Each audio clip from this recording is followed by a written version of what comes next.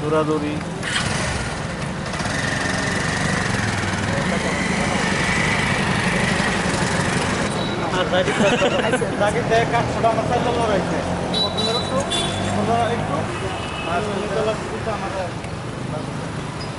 আগে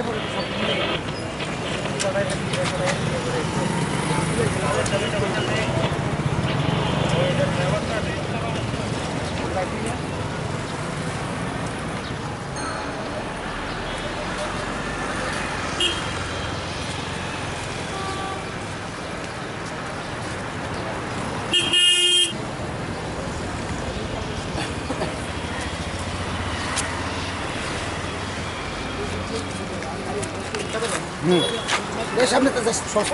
কি করো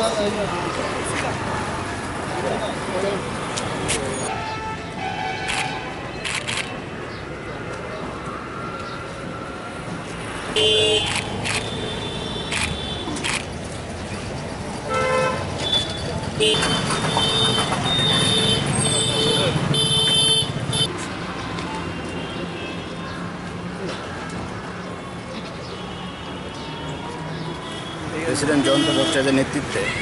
আমরা আজ ল অ্যান্ড অর্ডার অরিন্দম নাথের সাথে দেখা করি কাঞ্চনপুরের সাংবাদিক বিকাশ দাসের উপর যে আক্রমণ হয়েছে সেই ঘটনা নিয়ে।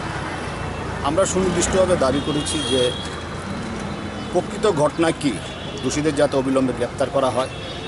এবং প্রকৃত এসপির নেতৃত্বে, এসপি নর্থ নেতৃত্বে একটা টিম, স্পেশাল টিম যাতে এই ঘটনার জন্য গঠন করা হয়